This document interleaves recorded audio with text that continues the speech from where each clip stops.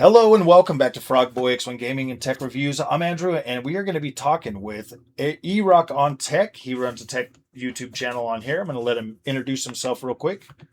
Sure. Hey, yeah, my name's Eric. I run the channel ErockOnTech, and yeah, I've been making tech content now for about 5 years on YouTube. Heavy focus on GPU side of things, but I also do full PC builds, CPU reviews, motherboard reviews, all pretty much anything PC related. So, yeah, thanks for having me on. Today we're going to talk about what it's like to go from freaking consoles to PC and try to help you guys out. Eric here, who was telling me about he was an Xbox guy too, so both of us have pretty much a background in like Xbox gaming, and now we're both over here on the tech and seeing as Xbox is essentially dead. Yeah, yeah, It's one of those things where like we want to try to help people get accustomed to the PC space, because if you're an yeah. Xbox guy, so the whole point of this video is kind of like these new mini PCs, APUs, stuff like that, versus like the full on experience, and kind of what we're seeing right now in the market with DIY prices are always all over the place. So yeah, let's hear your thoughts on some of that kind of stuff. Yeah, I mean, I got a couple of videos on the channel talking about why I left console behind, why I switched over to PC gaming. And most of the stuff I said in the videos now are a couple of years old, but most of what I said is still accurate and true, but a lot has changed. I would say, when you come over to PC gaming, the thing that's amazing about it, even today in 2025 with all the crap that's going on, is the fact that, I mean, it is the place to play, because now you have all your PC games, but you also have Xbox games, because Xbox is committed to bringing their games there day and date, as they say, or day one. And then PlayStation even has their own page now. And then, of course, you have the ability to emulate other systems as well, if you know what I'm saying with Yeah. that. So, I mean, like, you can literally play pretty much anything on the PC platform. There are some things that, slip through the cracks, and it's a little bit, harder to get your hands on it, or some things do require a little bit more work. But for the most part, like for modern gaming, PC is the place to play. The biggest hurdle to getting into the PC space right now is obviously the cost that we were talking about before. And I also mentioned to you offline, complexity. And it's not that PC gaming is complex. It's just, it is more complex than console. Like if you only have ever played on a console, and it's literally, I plug in a power cable, I plug in an HDMI, I hit power, and I'm done. PC's a little more than that, but it also doesn't hurt you to learn a little bit and get outside your comfort zone. So Yeah, it absolutely helps you with the. I liked at first. I was intimidated. There's the intimidation factor, coming from console to PC. But once you get into it and you start learning things, you really do start to pick things up pretty easily. So, in your opinion, because mhm. things have massively changed just in the Yeah, last couple of years, PC wise, like we yeah, started seeing prices just going up and up, the whole AI mhm, takeover and everything. yeah. What would you say the viability of something like the framework desktop or the mini PCs, APUs like Strix Halo, becoming that new norm or that entry point for people looking to get into PC gaming versus Mhm, building out a full on build, or even just like pre-builds. I don't know you're mhm, standing on pre-builds. I'm not against mhm. them yet, but Asus has got this thing called the Tough T500, which is APU and GPU. Yeah. What's your kind of feelings on that kind of stuff? Yeah. So, well, okay. So there's a lot of things to take into consideration. It does completely depend on your personal standards and what you're expecting. So, full disclosure, when I first left Xbox and console behind many years ago now, and I switched over to PC gaming, well, I got into the tech space and I was watching all the YouTube stuff, and everyone had balls to the wall, top of the line stuff. Now, back then, I didn't understand the marketing cycle, right? I didn't realize, like, oh, these guys have numbers, like subscribers and stuff. So people are just sending over, the latest and greatest. And so they're building around the latest and greatest. So I thought, oh, because it's on YouTube, everybody has latest and greatest. And what I realized is that that's not true at all. Once I got into the Yeah. actual PC space, people, like most people at the time, were still running 1060s as their daily driver. That was like the number one on the Steam hardware survey. And if you still look at the Steam hardware survey, the 60 class card is still topping the charts, whether if it's 3060 or 4060. And I think even 5060 has made its way up there. So people love the 60 class card. So if you're coming into the PC space, my first question for you would be figure out what are your expectations. Are you looking for balls to the wall, latest and greatest? You can have it, but it's going to cost you a lot of money. Now, for most people don't have that kind of money. Most people are budget gamers. They're more budget conscious. And so for those people, yeah, again, if you're okay with not necessarily having, max out graphics, or if you're okay with running upscaling and frame generation or stuff like that, then yeah, you can have other viable options, whether if it's a pre-built PC below our specs or something that uses an APU. So me personally, I don't really get excited for APU stuff personally. With that being said, I do know that there are people who love that stuff, and and it totally can be a viable option. What I am excited for is the upcoming Steam machine. I think the Steam machine can be obviously it's going to depend on price, but I think the Steam machine has the possibility to really revolutionize the industry, because that's going to be about as console-like plug and play as you can possibly get from a PC perspective. You're talking about a small top box that's not going to take up a lot of room in your living room. It's going to look and feel just like a console. It's going to have full controller support. With that machine, you will literally plug in a power cable, plug in an HDMI, hit power, and that's it. So again, we don't know the release date yet. We don't know the official price, and price is going to matter a lot on that. But I do think that shows a lot of potential. And if you look at the Steam Deck not only is another option for you, but the Steam Deck also has a cult-like following. I don't know the official numbers, but I know when they crossed 1 million, I know Linus had talked about how it sold 1 million units, and that was over a year ago. So I'm sure they're way past that now. I've seen new YouTube channels that have less time on their YouTube than me, less videos than I do, and they have way more subs than I do, because the only thing that they focus on is Valve, Steam Deck. There's a hardcore cult-like following for that. So if you're kind of like, hey, I don't want to spend a lot of money, but I want to try out the PC world, you could get something like a Steam Deck or a Steam Deck OLED, and it won't break the bank, and it'll give you a good taste of what's possible.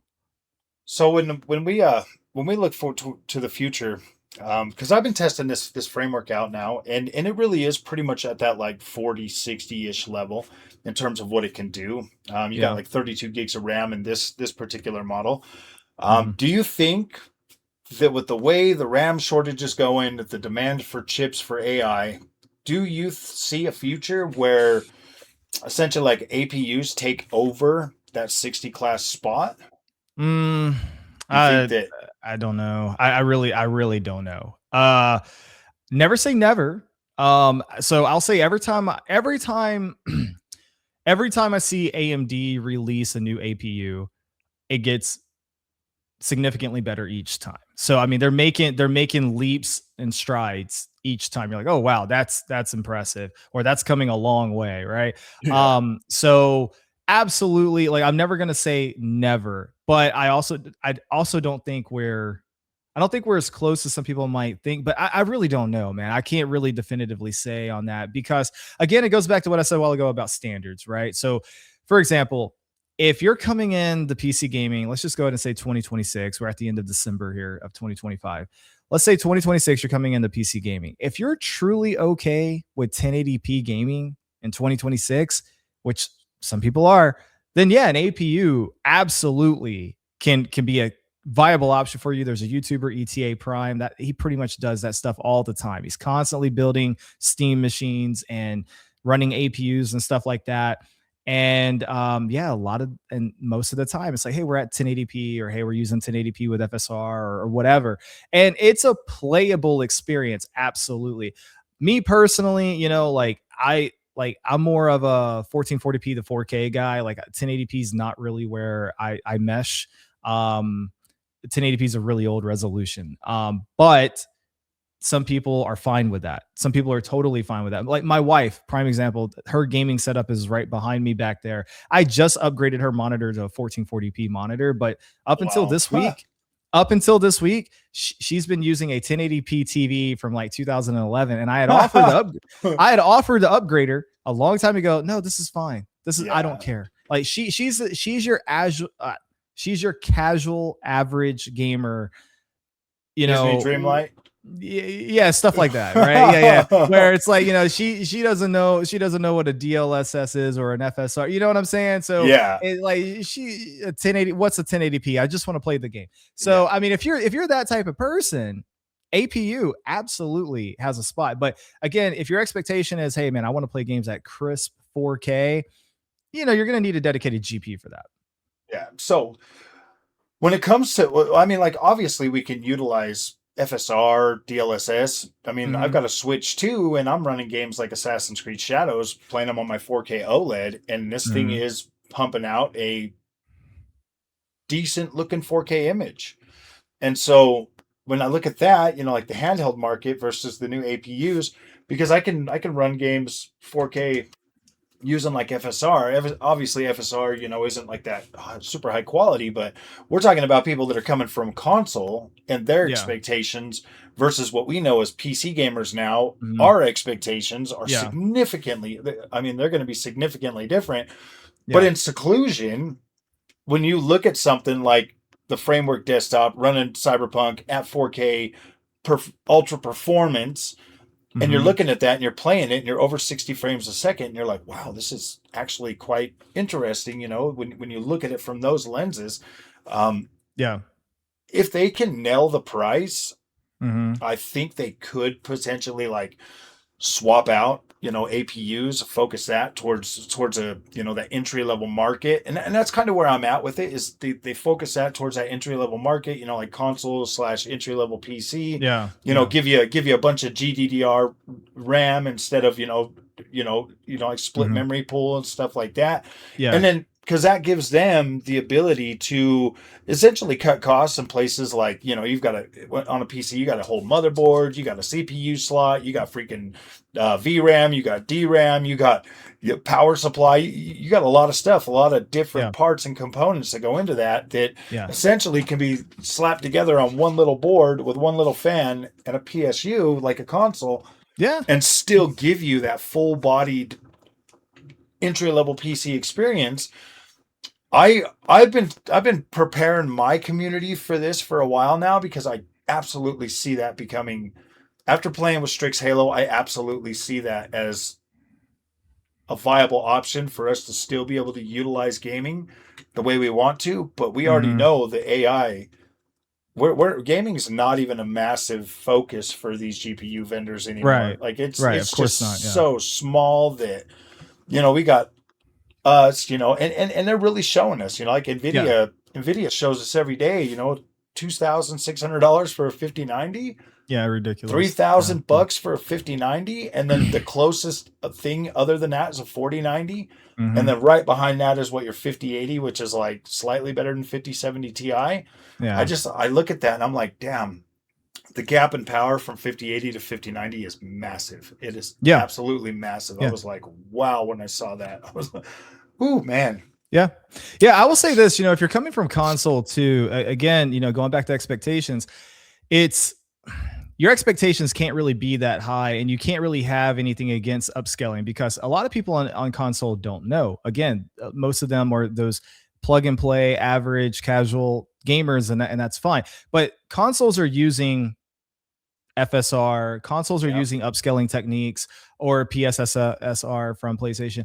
Basically, they're using a form of upscaling, and they're using a form of dynamic resolution scaling where your resolution is dynamically changing. So you're targeting 4K, but you might only hit 4K while you're sitting by a puddle of water. But once you start moving a little bit, it dips down to like 1880p or whatever it may be. And, Digital Foundry has talked about this at extensive length in multiple videos, right? But consoles are using every trick in the book. I think now they might even be using frame generation. I don't know. I could be off on that. I think there's a couple games. I think Black Myth Wukong on PlayStation was using frame gen. Okay, 30 cool. to 60 though. Then that's that's rough. But and then of course so because it's rough, they sprinkle in a little bit of like motion blur that you can't necessarily turn it off, and they try to. The point is, consoles are using every trick in the book to to make games look and run well and feel Yeah. good. And the thing is, it's like if you're okay with that, then you'll have all those options and more over on the PC platform, even at the cheaper tier options. And that is the beautiful thing about PC gaming. And this is the thing I've said on my channel many times now, multiple videos, is that PC gaming is beautiful because it gives you the option to choose. You can choose how you play. You can choose the hardware you want. You can choose the colors you want. You can customize into your heart's fully content. And there's pretty much an option for anything out there. If you want your cables to look a certain way, there's cable extensions, there's custom cables for cable mod. I mean, if you want solid black fans, you can have that. If you want fans with beautiful RGB colors, you can have that. Now, if you want fans that have a screen in the middle of it with Lee and Lee, you can have that. Yeah. So, I mean, like literally the sky is the limit with the possibilities. And that is the beautiful part about coming over to PC gaming, is the ability to choose what you want. Choose your hardware, choose, how much money you want to spend, choose where you want to buy from, open box versus new versus used versus Facebook Marketplace, whatever. Like, you have so many options. And that's the beautiful part about it. One of the things that I've noticed is, like, especially here on YouTube, we have so many content creators that consistently devalue the experience, especially, well, I guess this maybe more affects, like me and the generation I came into it at the 30 series. We have so many content creators that continuously compare technology now to older ass technology and refuse to give the new technology the credit that it's due in terms of like what we used to get. Like before I started, obviously everything went more rasterization. And then I started really slightly at the beginning of, like DLSS and stuff like that coming to consoles or coming to PC. And there's like no value added for these technologies that, in my opinion, as a gamer, have consistently enhanced the experience that I get from PC gaming versus something like, like a RX 580. I just recently did some videos on that. Somebody sent that, and I'm looking at that. And when that card was announced, I don't think that FSR was even a thing. And so I find myself, running brand new games like Arc Raiders at 100 frames a second using frame generation and FSR on a card that was never even slated to have that. And it's like that there adds value to those technologies, add value to these products in a way that, like, I don't think we ever even imagined would be possible. Yeah.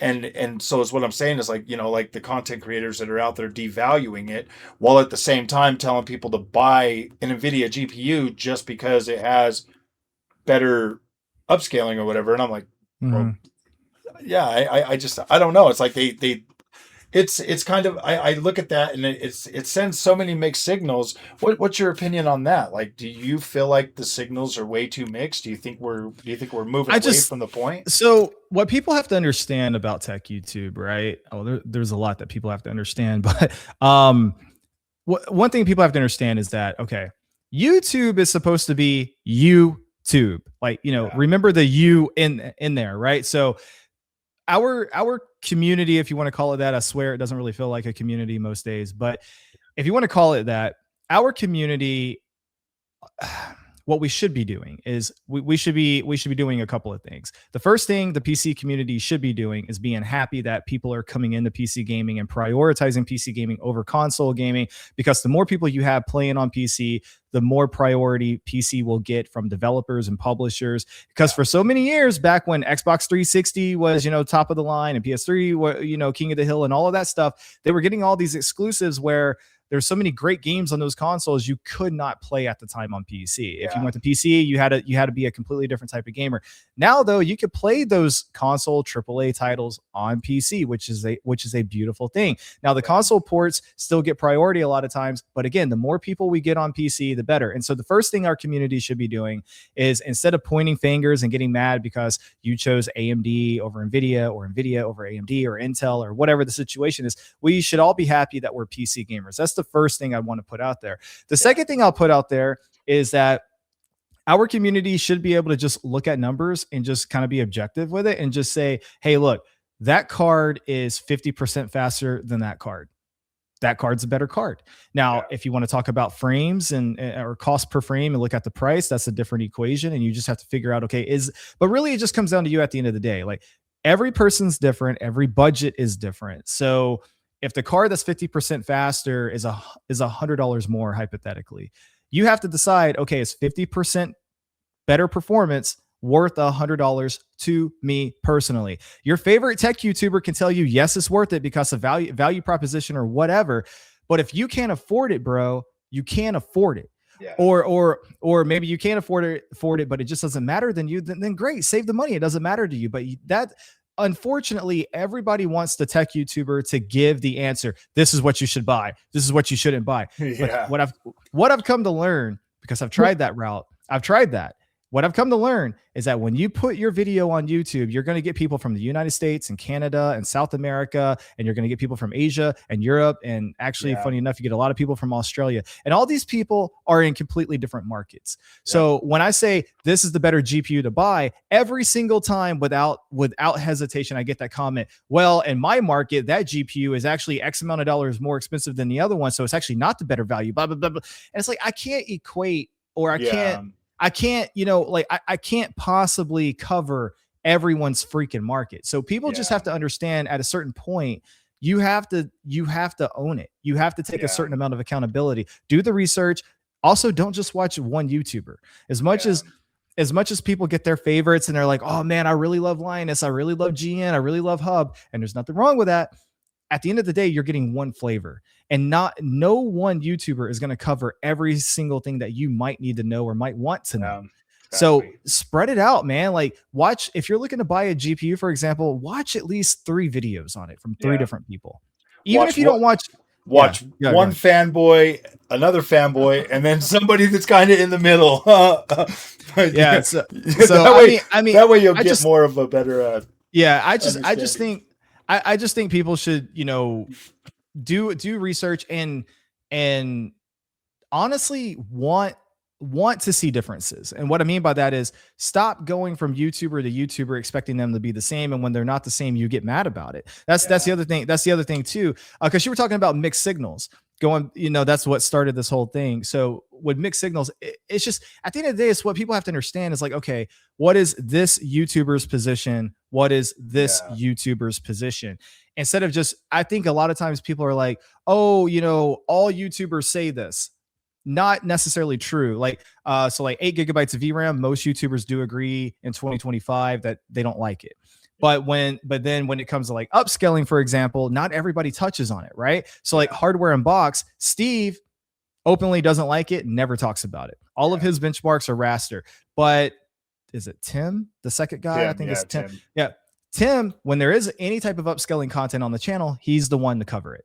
Yeah. Right. So so even within that channel, you have to understand who is the person communicating the video, right? So so there's just so many things you have to take into consideration. But where I land on upscaling though in general is I used to be like, I don't want this, whatever. That was like, when I came into the industry. I still run everything mostly at native rasterization, but I've always said upscaling should be the icing on the cake and it shouldn't be the cake. And what I mean by that is upscaling is great for what you just talked about. Let's take a really old GPU that doesn't really have a lot of life into it, and let's find a way to extend the life, extend legs. That's where upscaling and frame generation can be a massive benefit and help people save money. And that's a beautiful thing. And I stand by that. I think the problem that a lot of people have with upscaling or now frame generation in 2025 is when a new GPU comes out, and that's the main marketing point of the GPU, and they're charging you an arm and a leg for it. So it's like GPUs are more expensive than they've ever been.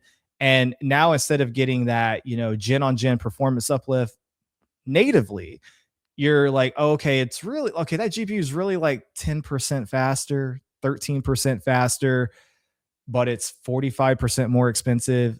And all of their benchmarks don't even tell me that. Their benchmarks have frame generation enabled. So now I don't know what to believe. I don't know what the native numbers are. So that's where I think a lot of people have the problem. But again, you got to do your research and know who's communicating the information. Yeah, I mean, I guess I've kind of, as a consumer, from the consumer point of view, I've always kind of like, in my opinion, for some reason, I don't know why or how this happened, but DLSS was so heavily marketed for NVIDIA Hmm. that that was a feature that I felt like I was paying for. Like, this is the Yeah, reason I'm buying an NVIDIA GPU, is I'm buying the GPU and I'm buying the upscaling. sure. Yeah. But when I came to AMD, when I first bought those cards, I never equated their upscaling FSR3 or any of that stuff as part of the package price. I Hmm. always thought, in my mind, it was always, the icing on the cake, if I needed to use it or whatever. But Hmm. I was told in all caps multiple times that, like, FSR sucks so bad that it's not even an option. So I went into AMD with it like, hey, this isn't an option. and Hmm. and I found that, like, the AMD experience, you know, price, versus, what you get out of the hardware, was always, a better hardware, you're getting a better hardware stack, like, or, yeah, more VRAM, or, more RAS to power, for about the same price that you'd be getting for like a lower powered Yeah, NVIDIA GPU that, for is, sure. so it's like, I equated it that way. But this generation's a little bit different because FSR4 is more of a selling point. It Yeah. is more of a feature that if I want to play 4K on my 9070 XT, I have to use the features. And if I'm buying that GPU for 4K, I know that I'm buying that GPU because the features make 4K possible. Versus last generation, I was buying a 7900 XTX for 4K because that GPU came with the VRAM, the power, and all of that stuff for that 4K experience. And like, with the NVIDIA side, the 4080 Super, it was like, okay, I'm buying a 4080 Super for 4K, but I have to use the features to Hmm. do 4K with that Yeah. GPU. Yeah. And so, well, I mean, obviously you had to use it too with the 7900 XTX, but Yeah. I'm not saying it was a better card, but you go into that, thinking, like, these two different ways of thinking. And Hmm. people like, now it is. And I've been preparing my community for this too, that it no longer matters. Like, the rasterized performance no longer matters. You want better AI tops. AI tops is the new metric, the new feature that you want to be looking for. The more AI, the better your GPU can run AI, the better overall experience you're going to have. Image quality, frame generation, all of these features that you have to basically use now, unless you're going to play old games that don't support it. But I've noticed that, like, yeah, like you said, dude, we're not getting these massive upgrades in performance anymore, gen Hmm. on gen. Like, it's, Yeah. I think, what's it been like? What's the biggest jump we had? Maybe 30 series to 40 series. No, no, I would say 20 series or 30 series was the last big jump. Um, yeah, when I'll never forget, because I mean when the 30 series came out, I'll never forget, like, you had a 3070 at $500 matching and actually technically beating a little bit a 2080 Ti at $1,200. And so Yeah, you were getting flagship performance for $500.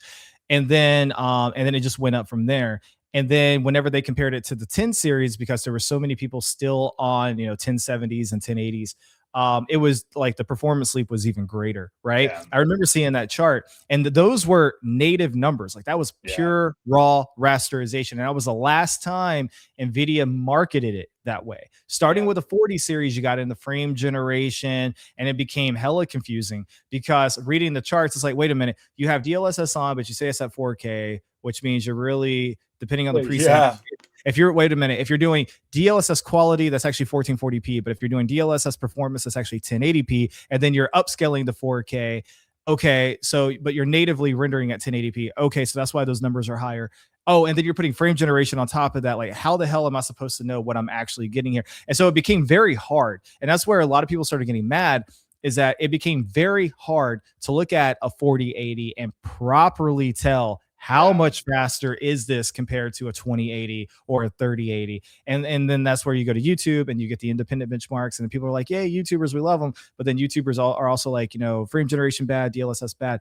But I think the tide is shifting. I got a video on my channel that I made a couple of months ago. I can't even remember the name of it. It was something like I think it's why gamers love DLSS and FSR now, or something like that. And that video actually performed quite well. But basically, the premise of the video is talking about how people used to hate it and why, but how far it's come and how people just love it now. And offline, we were talking about Starfield in that example. I actually referenced that in the video. And long story short, I think most gamers now don't give a flying crap if they're using DLSS or not. They just don't. And when I say most gamers, I don't mean the people on Reddit and YouTube comments. That's not what I'm talking about. I'm talking about the people that are actually like, you know, they'll catch a Linus video once every 4 months. You know, they're not, you know, chronically online watching tech content. Yeah. These are the people that are just like, hey man, I'm just trying to play Call of Duty. Hey man, I'm just trying to whatever, right? Yeah. And those people, they can't tell a difference. And because the upscaling tech's gotten so good. I've tested FSR4 and DLSS4. Both look absolutely incredible, especially at 4K. If you're running at 4K and you're upscaling to 4K and you're using an AI upscaler like at DLSS4 and FSR4, it looks great. FSR4 looks immaculate, dude. I was blown away when I saw that, dude. I was like, no way, man. They came out that good. I was expecting. I mean, they only got to zoom in like what, 500% to see a difference now. Yeah, 500%. Yeah, they got to slow the camera down 900 frames to show you. You see, guys, if we take a screenshot here and zoom in 500%, you can tell that, you know, the FSR one is ever so slightly a little bit blurrier. Dude, it's so crazy, man. Yeah, no, it's.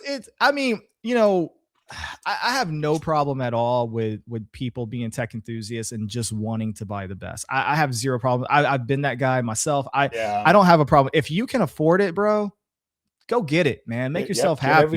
Again, that's the thing. That's the thing about PC. Like I said before, that's beautiful. You can choose. If you got the money and you want it, bro, knock yourself out. Go get the latest and greatest. As I'm making this video, I have a 5090 and a 9950X 3D. And it's great. And I almost made a video. I didn't. I'm going to rework it to be a little different. But the initial premise was I was going to talk about, is the highest end even worth it? Because it's really not. I mean, we're at a point now where I did a podcast with Danny Z Reviews and Taekwondo a while back, and we made a video. And the topic was something along the lines of are high-end GPUs even worth it anymore? And the idea around it was this, right? You have so many games coming out in a broken or buggy state. They're unfinished. Borderlands 4 is a prime example, right? These games are coming out. They're in a terrible state for whatever reason. You can blame Unreal Engine 5. You can blame the developers being lazy. Whatever you want to blame. I don't know. I don't care. The point is the end result's the same. It sucks. The game is coming out in a bad, broken state. Okay. And then you're like, well, I bought a 5090. So I could, hypothetically, you could say like, I bought a 5090 or I bought a 58 or whatever. So I could just run these games and brute force them.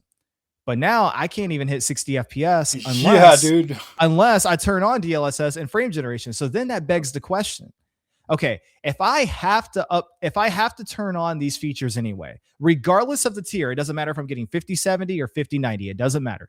If I have to turn these features on, no matter what, then is it really worth spending the extra money to get the higher end card? And my conclusion personally is hell no, it's not. No. If you're having to spend, if you have to turn on frame generation no matter what, because the game is poorly optimized or whatever, then save yourself the money and get by where you can. My personal recommendation this generation, the two primary cards I recommend are 5070 Ti and 9070 XT.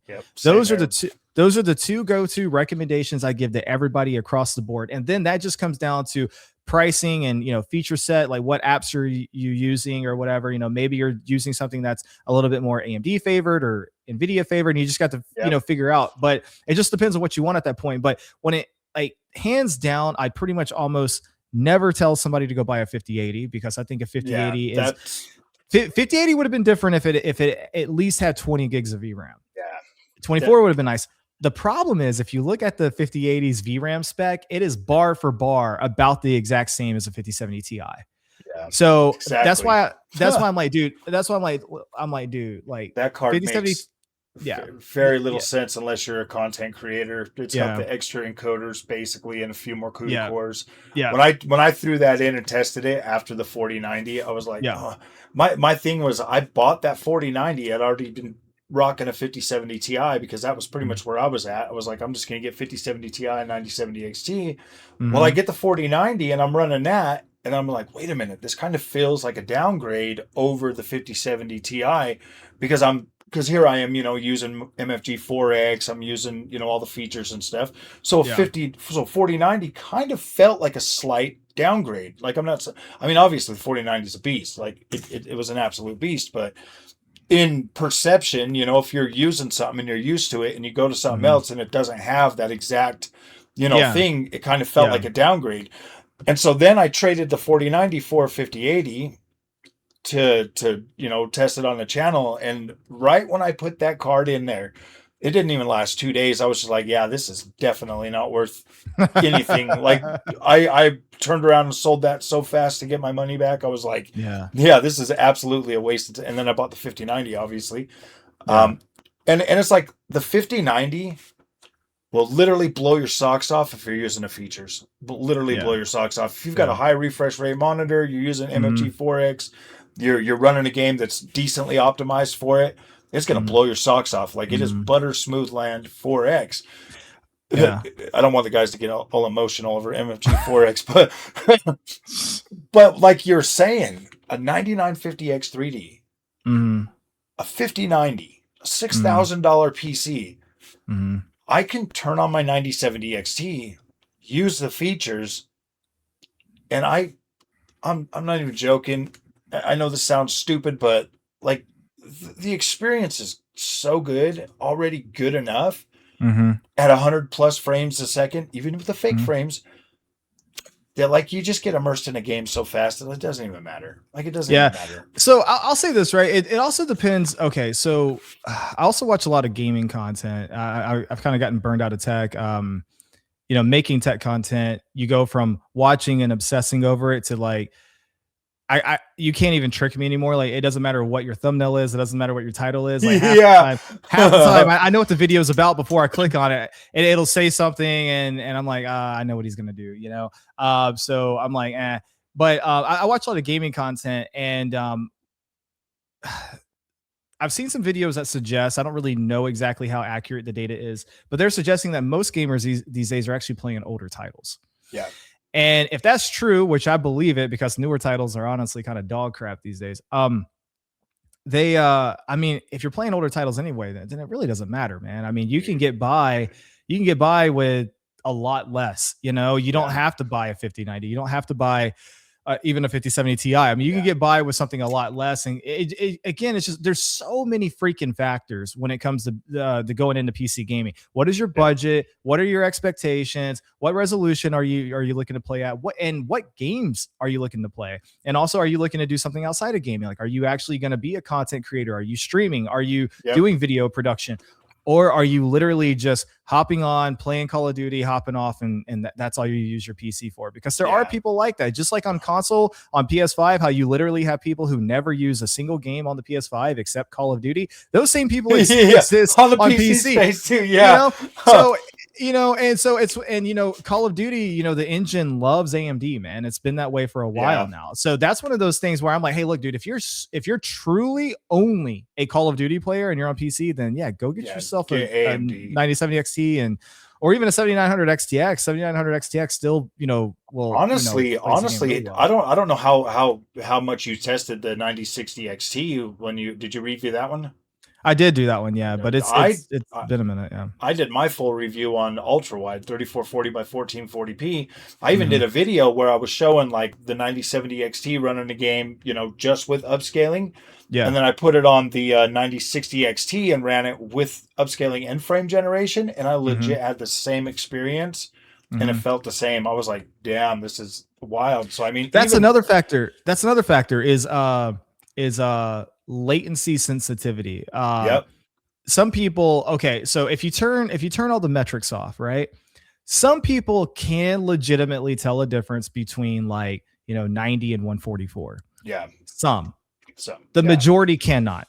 No. The majority cannot. Now, I will be honest, I can absolutely tell a difference between 30 and 60. I think most people can. Yeah, I think everybody can feel that. And I could also tell a difference between 60 and 90. Like when I'm down to 60, I feel it now. When I first got into PC, I'm like, 60 is all you need. Yep. But I'm at a point now, I'm not gonna lie, like, because I'm playing it like I have this really nice like Asus ROG OLED monitor that's like 240 hertz. Nice. So like I've been playing at 240 for so long now that yeah, when I go down to like 60, I definitely feel that. Yeah, but you're also talking about somebody who does this for a living and for a mega passion on YouTube, right? Like, I mean, I look at tech, I study tech all day long, all the time. So like, I pixel peep, I see the differences, right? But your average bro's not gonna know that, man. Like you turn all the metric counters off, dude, and you put two GPUs side by side, one's 100 and one's 90. You can't tell the difference. They're not going to tell the difference, especially if you're using a controller, man. Like, especially frame generation, bro. I've tried, and that's what blew my mind. Was I was just sitting there. I was playing Assassin's Creed Valhalla. I play this game. I get 100 plus frames a second on basically everything. I'm sitting there, and I was like, you know what? Let's try AMD's Fluid Motion Frames. So I turned that on. And instantly, it was like 240 FPS, maxing out my ultra wide refresh rate. I was like, holy crap. Yeah. And I was like running around and I'm looking around and it's just super. I'm like, wow. That was the first game that actually and then I did the same thing with Witcher 3 on the same ultra wide monitor, 240 hertz. And I'm sitting there and I'm looking at this and I'm like, what are these guys bitching about? I'm like, why are these guys so against this shit? And I'll tell you a game that does really well with frame generation, surprisingly, Hogwarts Legacy. Yeah. Hogwarts Legacy, I don't know what it was. So I started getting my 50 series cards from Asus for review. And so I immediately started testing multi-frame generation. Cyberpunk had it, Hogwarts Legacy had it. Cyberpunk was filled with ghosting issues, and I even showed it on my channel. Like, it was really freaking bad. And Cyberpunk's supposed to be like the poster boy marketing game for NVIDIA.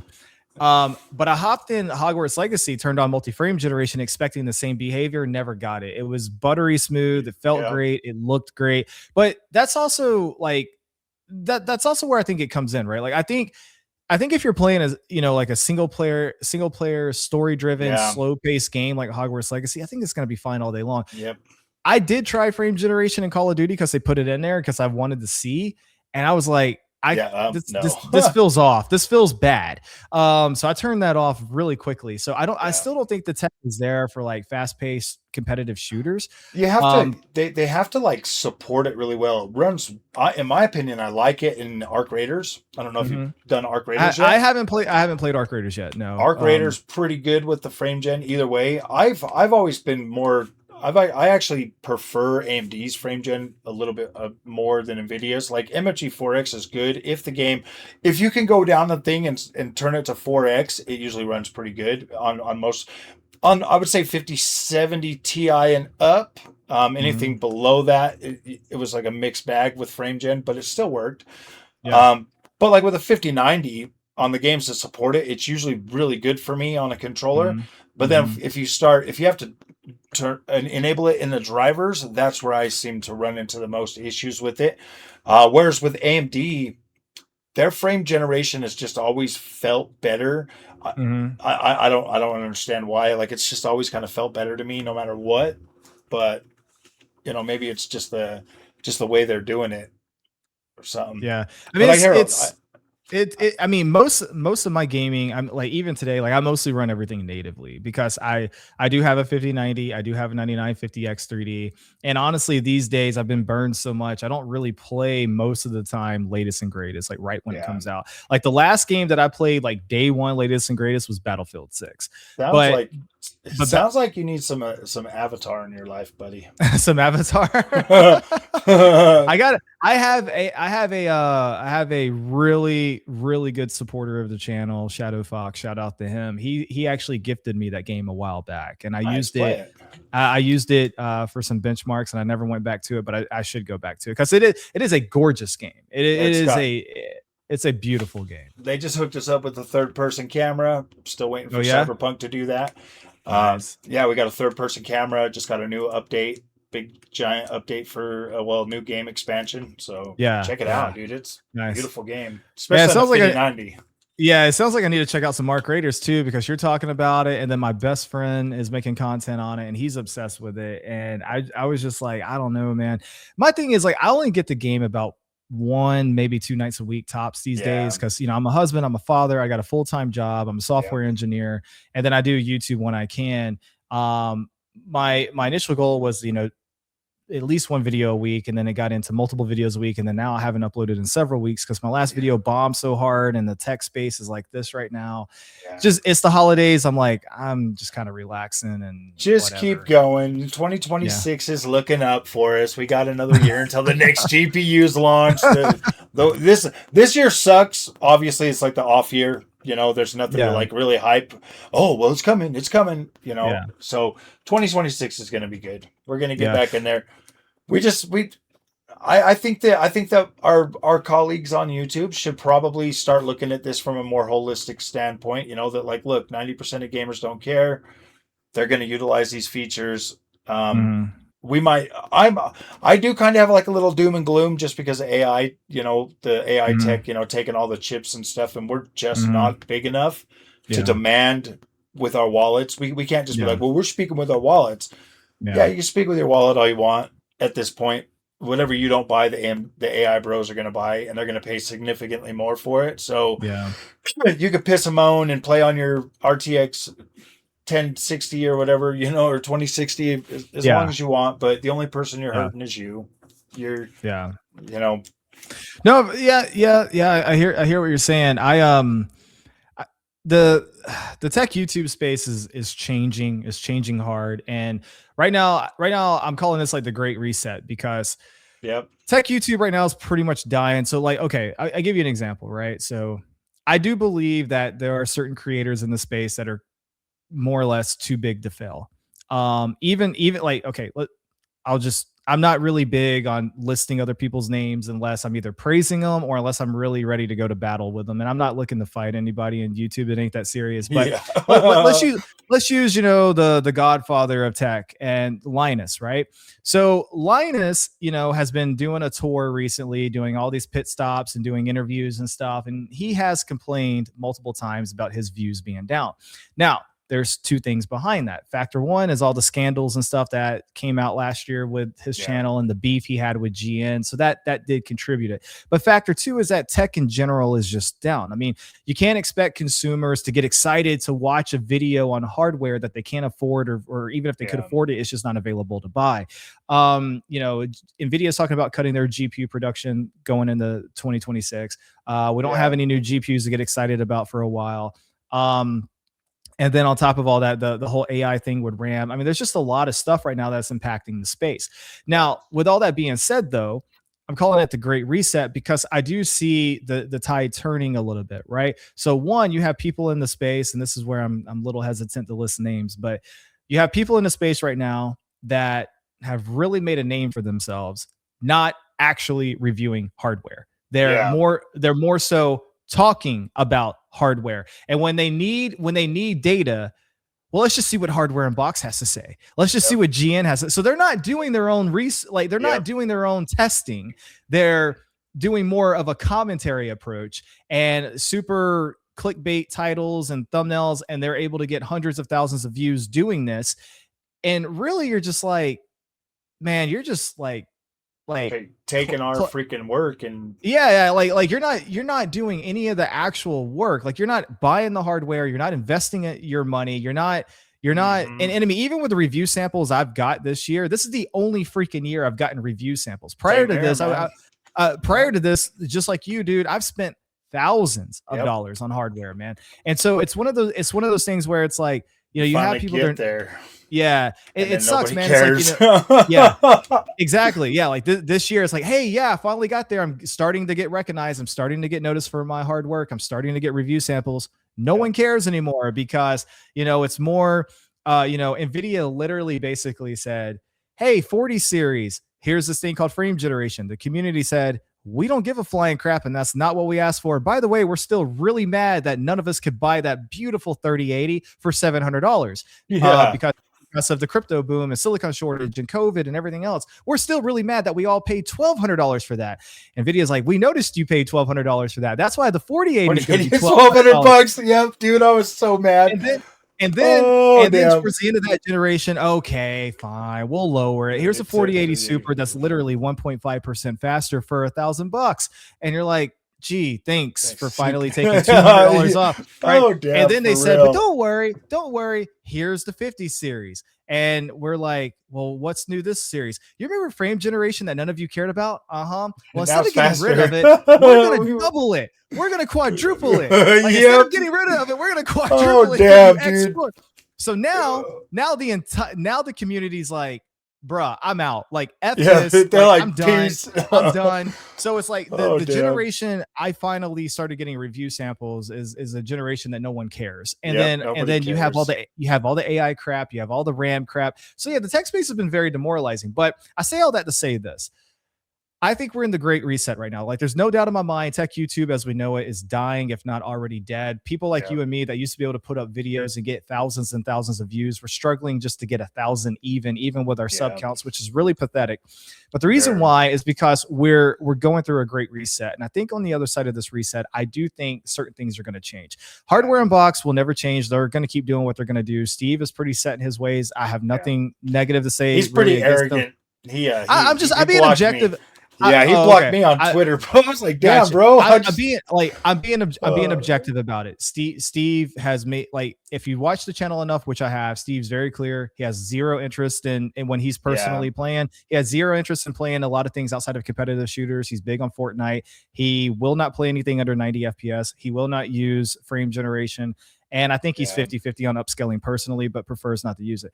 And then, Tim does like all the other objective evaluations on the channel. I don't really think there's going to be much changing from their side. Jay's on his way out the door. He's old. He's old at this point. He has a lot of health issues. He's talked about multiple times on the channel that that he's been forward thinking about what the future looks like. So, and let's be honest, everybody, like, if you're watching Jay, it's more of those things like you just like Jay. That's why you're watching. Like, I don't really think, and I mean absolutely no disrespect with this, but I don't think people are really going to Jay for like that super detailed, fact accurate, driven content, right? Like, I'm not going there to really learn. I'm going there to maybe be entertained and see what the latest products are about, right? GN, I think it's just going to keep being the journalistic person that he is. I mean, he's just super obsessed with just calling out scandals, calling out scams, wanting to be pro-consumer, which I can respect, absolutely.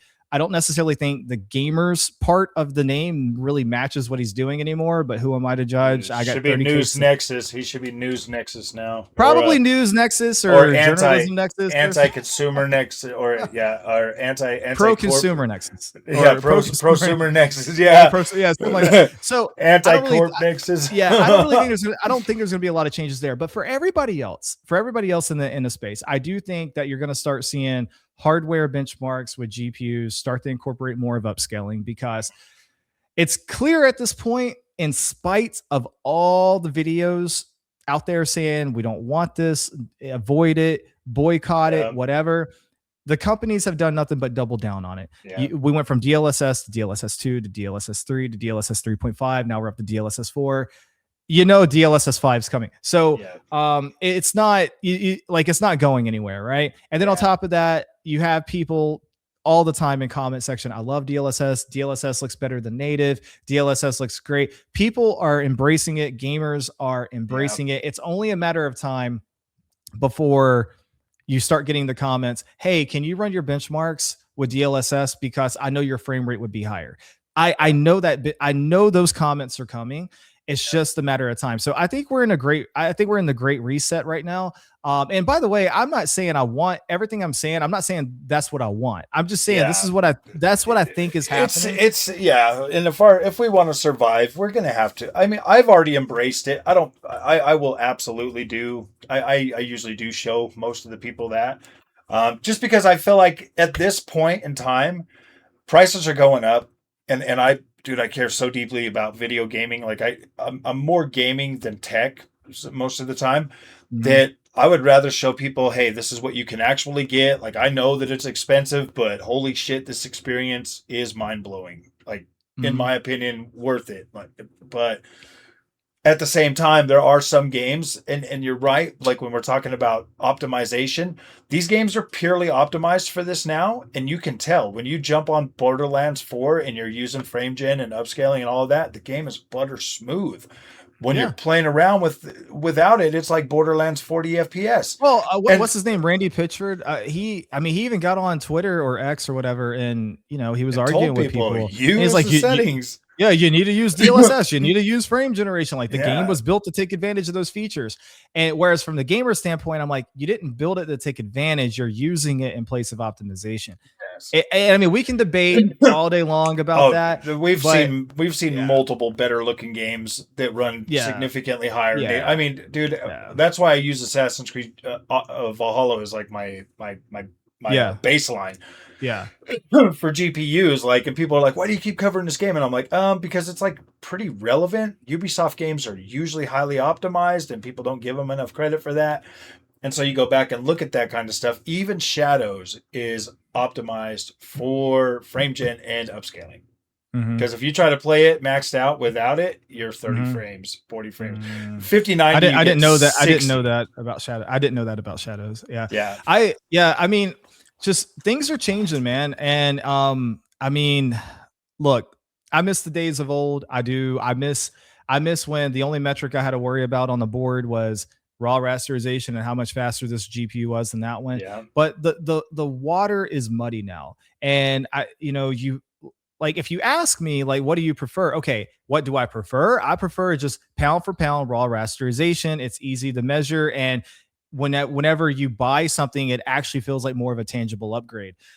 The problem now with all these features, frame generation and DLSS, you're opening up Pandora's box with it, because now instead of developers optimizing games, they're using these features in place of optimization. Borderlands 4, prime example. In addition to that, even if you have a game that is well optimized, there needs to be a certain amount of education on behalf of the consumer. They need to understand on PC, what is this setting? What does it mean? What will happen whenever I turn it on? And then some games turn these settings on by default, which some gamers don't like. Like, I don't like that. Danny Z Reviews, him and I, we've spoken. He doesn't like it. And it's like, dude, stop turning on frame generation by default. I'm trying to run native benchmarks and I keep having to turn this off, right? Yeah. Like, if you want to offer the feature, fine. You personally on your individual system, if you want to run it, cool beans. You know what I'm saying? Yeah. But it's like, stop forcing it on people. And then, but it's just again, it's Pandora's box, man, because there's so many things. And because now it's like, well, here's the other confusing part, the language, right? If I say I'm running this at 4K and then I tell you, but I'm running it with DLSS, technically speaking, you're upscaling to 4K. That's not native 4K. And there is a difference there. And there have been situations I've spoken to people where they're like, dude, you said you ran that at 4K. I'm like, I did run it at 4K. Well, I got the same hardware. I'm running it at 4K and I'm only getting 100 FPS and you got like 150 or whatever it was. And I'm like, are you using DLSS? He's like, no, I'm running native. I'm like, well, that's why. He's like, well, then you didn't run it at 4K. I'm like, that's how you present the data. You present the data as I'm running it at 4K with DLSS.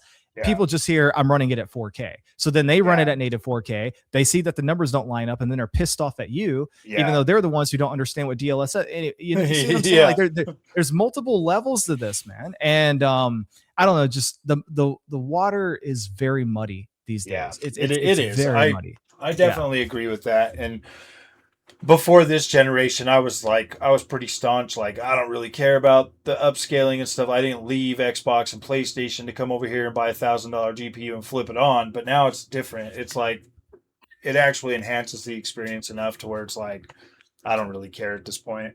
I don't want to pay. I don't ever want to pay $2,600 for a GPU. Again, I mean, $1,000 is pretty much where I'm like, that's 1 week's worth of wages. I'll buy it. Yeah, that to me, that's fine. Yeah. But when we start getting into like $2,600 GPUs, I mean, it's ridiculous at that point. So I wholeheartedly agree. Look, I was blessed. I was incredibly fortunate this year. ASUS saw that I had a little bit of potential. They took a shot on me and they sent me a 5090. So I thank God I didn't have to pay for this 5090. But I already know come next gen, I'm probably not going to get the same treatment.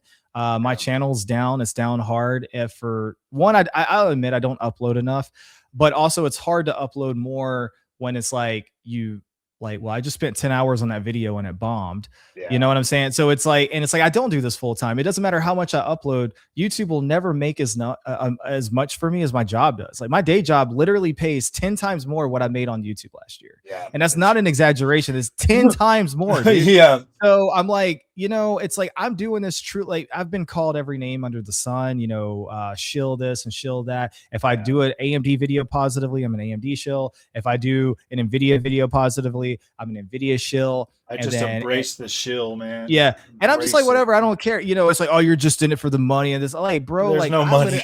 There's no money. Oh, there is no YouTube, bro. Like, I don't know if people understand this, but like what I made on YouTube last year was below the US poverty line. Yeah, exactly. Same here. Go look up the US poverty line. It was like, I made less than that. I made less than that on YouTube. I made $7K last year on YouTube, and I spent like 35. Yeah, it's like, you know what I mean? Like, I'm doing this out of passion, man, and I'm doing it out of like eventually, possibly one day, maybe I can build, a following. Put something, exactly. Like put something away, and actually be able to build something tangible. Like Gamers Nexus is a millionaire. Jay is a millionaire. Linus is a millionaire. Hardware Unboxed, they're probably close to millionaires. Like these guys are making the money. They're pulling in the dough, right? But people like us, and that's what I was talking about earlier with like the U and YouTube. People have to learn to differentiate. Like I'm so freaking tired of people coming to my channel and leaving comments. Well, GN said this, or can you be more like GN? Can you be more like Hub? No, because that's not who I am. Exactly. Like, I'm gonna be me. Like that's not who I am. And by the way, you're also comparing a one-man team to like, I don't even know how many freaking people GN has on staff now. They got at least 5 or 6. I know Hardware Unboxed has at least 3. Jay has 3. Linus has over 100 employees.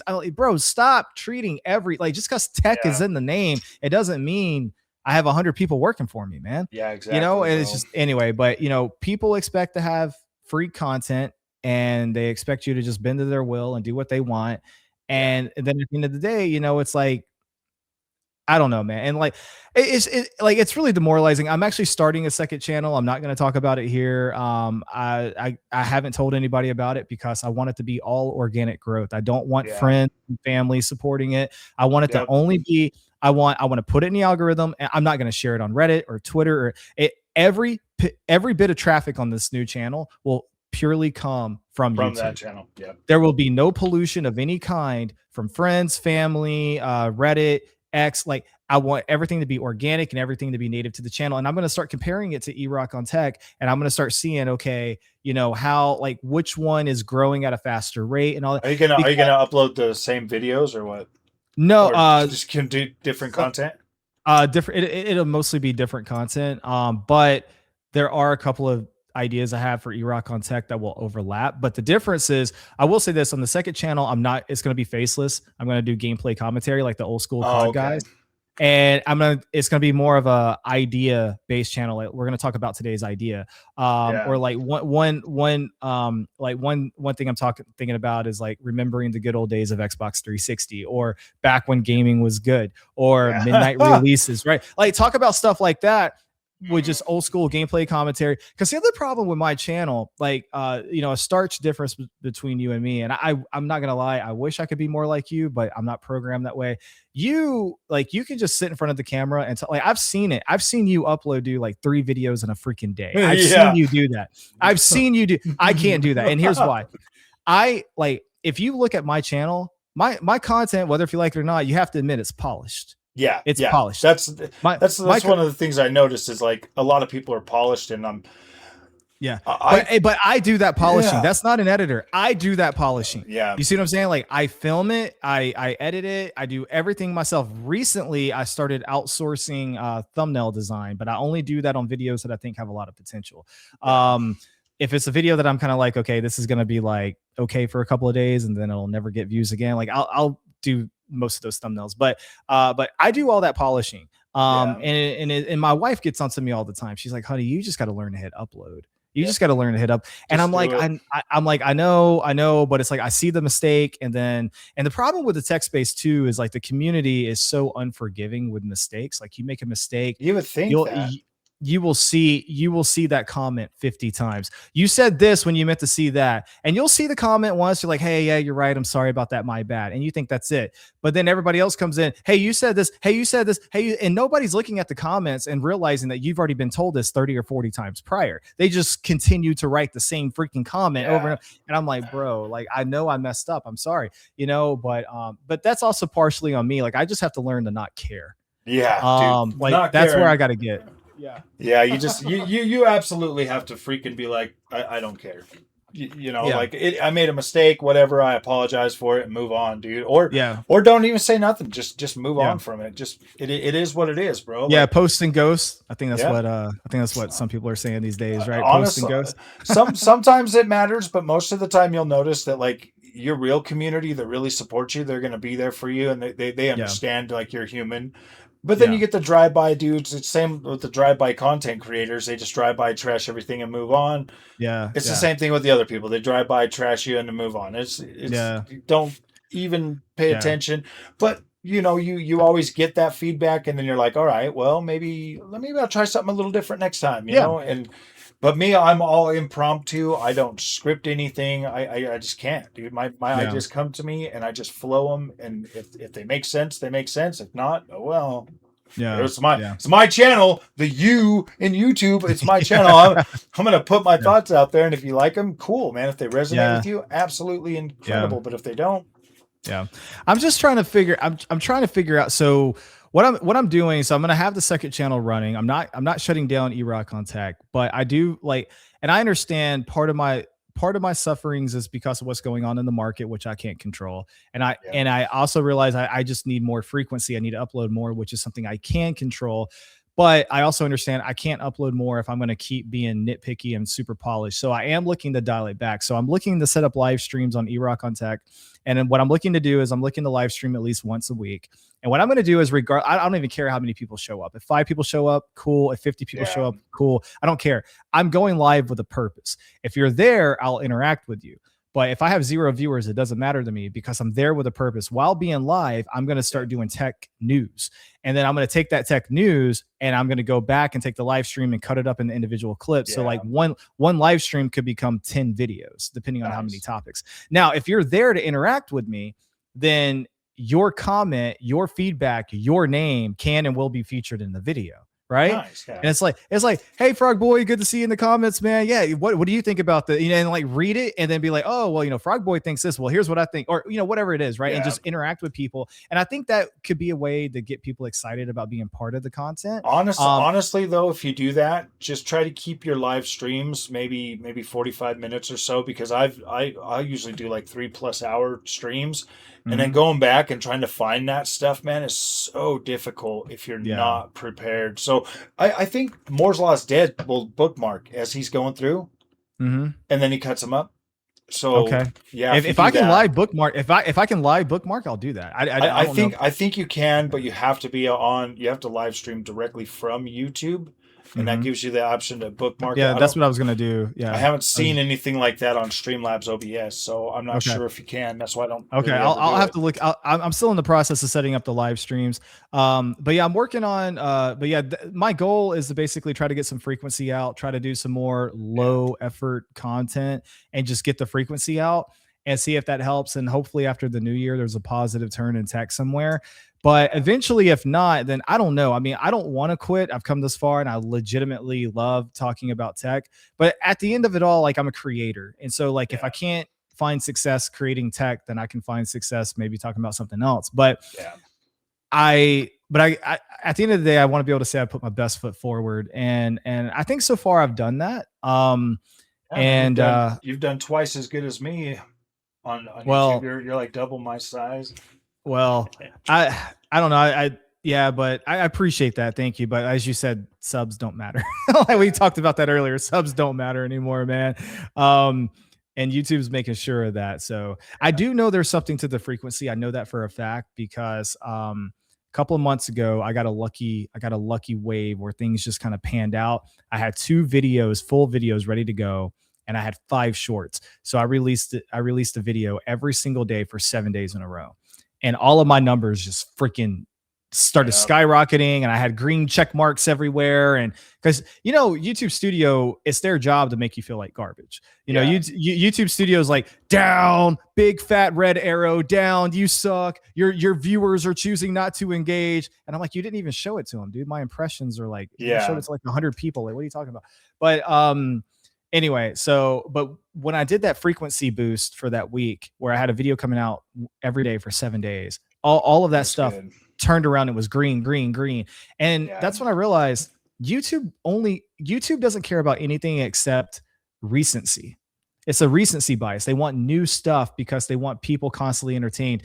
And that's because of TikTok culture. And that's because of short form content, shortening people's attention spans and brain rot. And they just want new content. The thing is, like, YouTube doesn't care if you're accurate. They don't care if you're giving accurate information at all. They don't care if you're qualified. Like, one thing you'll never hear me say on my channel is I have a computer information systems degree with a concentration in database management with 10 plus years, or actually 13 plus years of software development under my belt, not to mention IT. Like, I am fully qualified to talk about this stuff, but I never mention that because credentials don't freaking matter on YouTube. No, they don't. They don't matter. We got 5090s. We're experts, bro. like we're experts. We got 5090s. You get a 5090, you're an expert. Well, if you I just need to start getting my free 5090s, bro. I only got the one, and I'll tell you what JJ told me. As I'm paraphrasing, but so initially I was told I was going to get two 5090s, the Tough Gaming and the Astral, and I was going to be able to do like some compare and contrast. And he wanted to kind of do that. He wanted to send me, like, instead of sending me one of everything, he wanted to send me two of everything so I could do accurate, like, this is what the Tough Gaming model offers. This is what, the Astral offers. But as I understand it, the higher ups at ASUS didn't want to send me anything because my channel was too small. They're like, why the heck are we going to send this dude an Astral when we can send it to these guys that have millions of subs? And then JJ went to bat for me and was basically like, he's like, no, you don't understand. These guys the big guys will barely touch on what we want them to talk about. Erock will actually go through and break down the architecture, the design. He'll talk about how many HDMI ports you get, how many DP ports you get. He'll actually break it down and tell them. That's why if you go look at my 5080 Astro video, I think the video is like 45 minutes, 47 minutes. It took me a week to produce. I took that week off and I was working, and my wife had to go out of town, and she came back. She's like, I was gone for a week and you made one video. I'm like, but this video is a banger. All right. Like, I tested everything, it was really good. But anyway, but no, with that being said, I got lucky to get the 15090 I had. It came in late too. Like I didn't get it before release. I think I got it about a month or two after 5090s were out. And that's because even ASUS had a shortage. They're like, you guys think you have a shortage on the shelf? Like, we can't even get them. And that's how bad it was in the beginning. So, I was lucky to get the one I got, but I don't think I'll get any more going forward. I mean, my channel is just not in a great state, and tech just isn't in a great state. But like you already said, we got a whole other year before 6,000 gets here. Got a whole nother year. Now we get to deal with the okay, well, should you buy it now that the other ones are coming out? I'm just like, dude, any of these recent cards, buy them whenever you can get them. Just pay whatever you're comfortable buying them for. You should be all right. Honestly, I've tested everything from the 5050 all the way. I don't see any reason why any of these cards are not viable options. So I think pretty decent. I think gen on gen upgrades are dead. I think most people should, and I think most people are pretty much skipping a gen and getting the next. So it's like, so like, for example, like 20 to 30, not so much, but 20 to 40. 30 to 40, definitely not, but 30 to 50, there's a nice bump there. And so 50 to 60, that's yet to be seen. We don't know what they're going to do, but I already know having a 5090, like, there's nothing in the 6000 series that's going to interest me except the 6090. Unless somehow the 6080 is going to be faster. But with what they just did with the 5080, dude. I don't know. Dude. Well, you got 8x frame gen, bro. No, I'm just. That's probably what's going to happen. from the company that brought you 4x frame gen now brings you 8x frame gen. But you don't even have to buy a GPU because you can stream it straight from the cloud. Yeah, that's what's gonna be. That's gonna be 6000 series. And today, for the first time ever, we will no longer be selling you 6000 series GPUs, but you can buy them with GeForce Now. Yeah. And for the people who pre-order today, you get 6 months free. Like I can they'll send you this like they'll send you this fake card that you plug into your PCIe slot that's just got like they'll send you a card. Like, yeah, they'll send you a card. They'll send you a card in the shape of a GPU, and it'll have a GeForce Now code on it for 6 months. That'd be your review. Oh my! Yeah, God. Exactly, dude. I'm not even joking. I could see NVIDIA doing something like that. Well, guys, because of the ray tracing, you have to run it on the cloud. You know, it's just yeah. I don't know, man. I'm hoping for better days ahead. And you know, sometimes too, I wonder too if maybe it's just like, because we're so chronically online and we're so in tune with what's going on, maybe that inherently makes, like, you know, the expression ignorance is bliss. Yeah. Well, you're not ignorant if you're chronically online and reading the tech news every day, right? So you can't be blissful if you know everything going on. So sometimes I wonder, maybe it's just best to just kind of step away. And as a creator, we can't do that because we have to know our stuff. But if I wasn't doing ErockOnTech and I was just a tech consumer, I'd be like, I got my 5090, I got my 9950X3D, I'm out. And you know, when this starts to feel sluggish or slow or starts to have some problems, I'll dip back into the space. What's new? You know, and you know, buy some stuff and then dip back out. I'm actually, if I'm being fair, I am kind of amazed that there's been enough interest in PC tech for there even to be channels like Linus with 16 million subs, and then to turn around and also have GN with 3 million and Jay with 4 million and Hardware Unboxed with 2 million. Like the fact that there's enough people interested in this stuff that you can have all these channels with millions and millions of subs, that's kind of mind-boggling, because I'm like, I can understand from a creator standpoint wanting to be tuned in every day. You kind of have to, right? But if you're not creating content, or if you're not writing a blog and you're not reviewing you're not writing review articles or whatever, like you're literally just a consumer. Yeah. I'm not really sure why you would watch this stuff on a regular, like, I'm grateful that you watch the stuff on the regular basis because that gives us a place something in to talk about. Yeah. I mean, it's like, but package. I also kind of question the behavior, because I'm like, well, dude, I already bought the thing I want. Now I'm just going to go watch gaming content or movies or whatever I'm interested in. So, I don't know, man. It's really weird, but yeah, tech YouTube is definitely at an all-time low right now. I mean, GN's doing fine, but like I said, like I do believe there are channels that are too big to fail. I think Linus is one of them. I think GN is one of them. And it doesn't matter what they upload. It doesn't matter what they talk about. They're going to do hundreds of thousands of views every single time. But for guys like us, it's like, you know, I have 31,000 subs. Getting 1,000 views on a video, that should be done within the first hour it's live, in my opinion. Like it should, like why am I even struggling at this point to hit 1,000 views? There's something really broken here. And it would be different if it was only me. Like if it was just my views that were down, I could take a step back and be like, look, I suck. Y'all don't want me. The market doesn't want me. The PC community doesn't want me. You've made that clear. I'm out, and shut down the channel. But I know it's not the case, because it's happening to you. It's happening to my friend Danny Z Reviews. Like I've seen it, you know, and I've seen it multiple times. I've seen it. The other channels, Linus has even talked about losing views, you know. So it's one of those things, man. It's just like tech YouTube in general is down really bad right now. So I honestly think that we're just being held back right now, to be completely honest with you, because YouTube is trying to invest in AI or whatever. And so they're trying to limit everybody's earning potential right now. That's really what I think it is.